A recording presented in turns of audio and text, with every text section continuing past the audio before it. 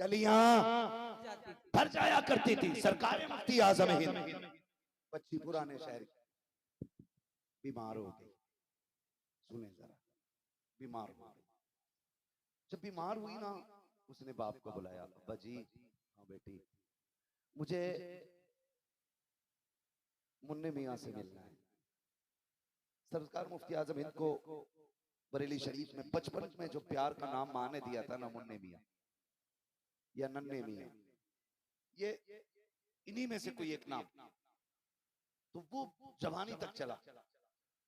घर वाले नन्हे मियां ही कहते थे। बच्ची ने कहा, अब्बा जी मुझे नन्हे मियां के यहाँ जाना है।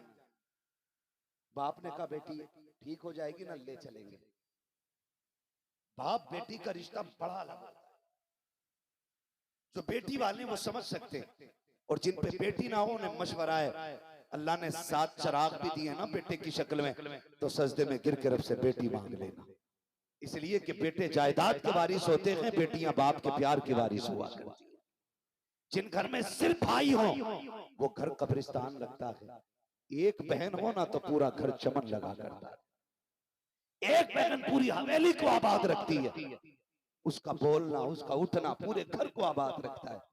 बच्ची थी, कहने लगी, अब्बा मुझे मिलना है। बाप ने कहा, बेटी ठीक हो जाओ, पुराने शहर से सौदा गिरान जाने में वक्त लगेगा। बेटी तबीयत ठीक हो जाएगी, ले चलेंगे।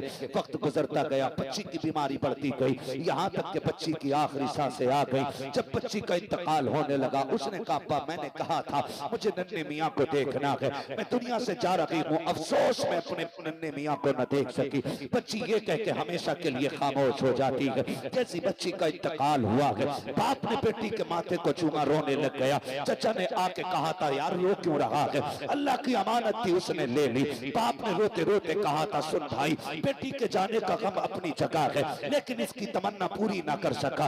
ये नन्हे मियाँ को देखना चाहती थी, क्या करूं मैं, इसको ले जा ना सका। मैं तो ये चाहता था ठीक हो जाएगी, तब मुफ्ती आजम की चौखट पे लेके जाऊंगा, लेकिन मुझे ये तो नहीं पता था कि ये सांसें आखिरी हो जाएंगी, ये मर्ज आखिरी हो जाएगा।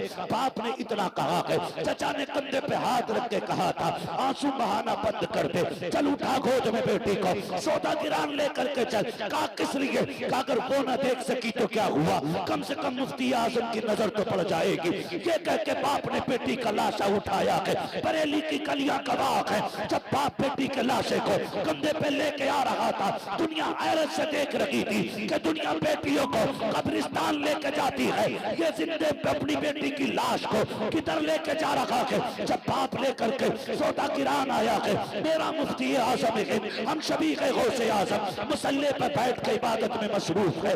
आपके तख्त पे बच्ची को लटा दिया जाता है, एक सफेद रंग की चादर बच्ची के ऊपर डाल दी गई है। जिस तख्त पे मुफ्ती आजम बैठा करते थे उस पे बच्ची लटा दी गई है। मुफ्ती आजम नमाज से फारिग हुए, बाप की हिचकियां तेज थी, आपने वजीफे से फरागत हासिल की, मुड़ के पीछे देखा, कहा क्या बात है। उसने कहा हुजूर लुट गया हो। कहा क्या कहना चाहते हो? कहा बेटी का इंतकाल हो गया है। कहा फिर क्या हुआ, अब रो क्यों रहे हो? रब की अमानत थी उसने ले ली। कहा नहीं हजरत, वो आपको देखना चाहती थी, लेकिन मैं उसको कहता रहा जब ठीक हो जाएगी तब ले आऊंगा। हुजूर अब इंतकाल हो गया है। कहा फिर? का जिंदा तो ना ला सका, अपनी मुर्दा बेटी को उठा के लाया हो, वो तो आपको ना देख सकी। मेहरबानी कर अहमद रजा के बेटे, मेरी बेटी पे निगाह डाल दे। मुफ्ती आजम मुस्कुरा देते हैं, कहते हैं आंसू पोंछ ले, तू किसी आम नगरी में नहीं, अहमद रजा की गलियों में खड़ा है, यहाँ लोग रोते हुए आते हैं, हंसते हुए जाया करते हैं। उसने कहा जनाब, जिसकी बेटी का लाशा सामने पड़ा हो वो बाप कैसे मुस्कुरा सकता है? जिसके सामने बेटी की मैयत हो वो कैसे मुस्कुरा सकता है? उठे मुसल्ले से, कहा कहाँ है तेरी बेटी? तख्त पे लेटी है। हुजूर आप आए हैं, आपने आने के बाद पैरों की तरफ से चादर को खींचा है और पैर का अंगूठा पकड़ के कहा था, बेटी देख मुन्ने मियां आ गए हैं, तू देखना चाहती थी। इतना कहा है, तारीख गवाह खुदा की कसम, ऐसा लग रहा था हाथ मुफ्ती आजम के थे, इशारा गौसे आजम का हो गया है। बच्ची उठ के बैठ जाती है, जमाना देख के कहता है, ओ लोगों, अगर मुफ्ती आजम के इशारे में ये कमाल है तो गौसे आजम के इशारे में कितना कमाल है। नारे तकबीर, नारे रिसालत फैजाने गौसे आजम, फैजाने सरकार मुफ्ती आजम हिंद, फैजाने सरकार ताजुश्शरिया, फैजाने उल्फत मियां हुजूर, इश्क मोहब्बत इश्क मोहब्बत। हजरत आला ये करामत का नूर आपको बख्शा, ये नूर करामत का आपको बख्शा। और फिर आपसे किसी ने कहा ना आप आला हज़रत के बेटे हैं, तो फिर भी रोने लगे। उसने कहा हुजूर रो क्यों रहे हैं? कहने लगे कहां मैं और कहां आला हजरत। लोग पूछते हैं क्या है आला हजरत? मैं कहता हूं जिसका साहिब तसर्रुफ बेटा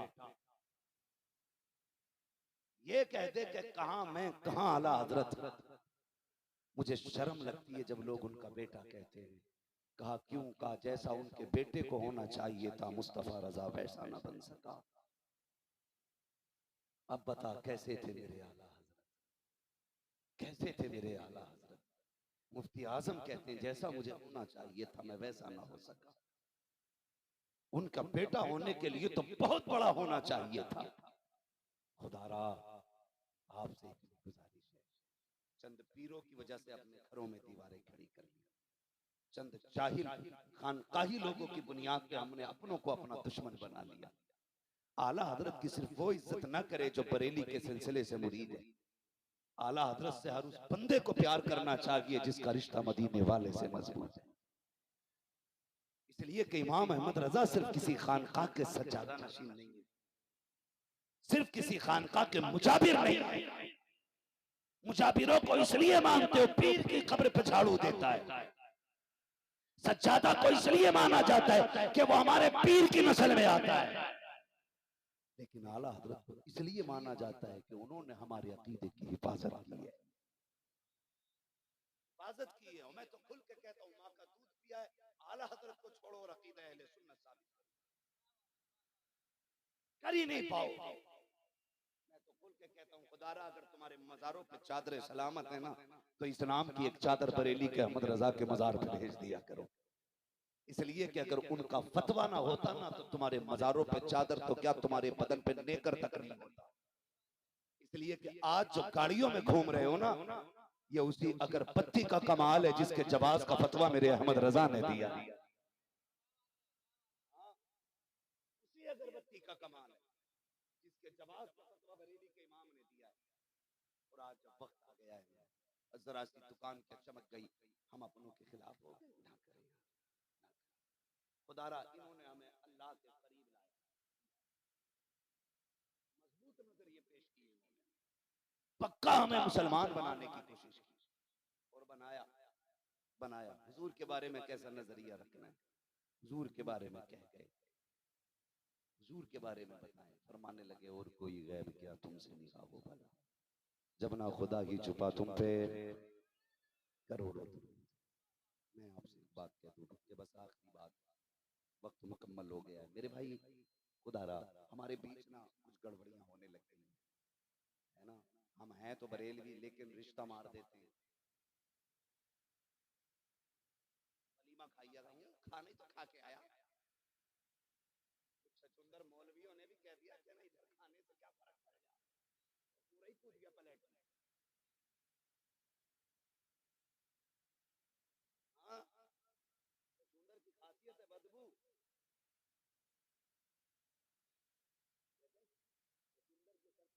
छचुंदर के सर पे चमेली के तेल इतनी मल्ले उसकी बदबू नहीं जाएगी।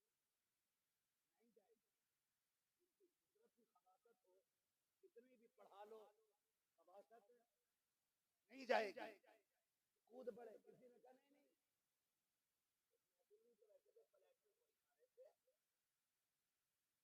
तो भैया अभी महफिल में बैठे कल फ्लैट में कूद पड़े। तो वलीमे खाने लोग जा रहे हैं, कुछ लोग बेटी दे देते, कुछ ले लेते। मैं क्यों दी बेटी? असल में रिश्ता अच्छा था ना, तुम्हारे दे दी। सुन मेरे भाई, बच्ची फाके से 60 साल काट लेगी, 70 साल में बिना सोने चांदी के गुजारे हो जाने हैं। ये 60-70 साल जिंदगी बिना दौलत के कट जाएगी, लेकिन कब्र की जो दायमी जिंदगी है ना, वो बिना ईमान के कटना मुश्किल है, बिना ईमान के कटना मुश्किल है। आप जरा सा पैसा देख करके बेटी वहाबियों में धकेल देते हो। लानत है ऐसी दौलत पे जो जहन्नम की तरफ लेके जाए। दौलत देख के बेटी ना दे, दीन देख के बेटी दे, इसलिए कि बेईमानों से खुद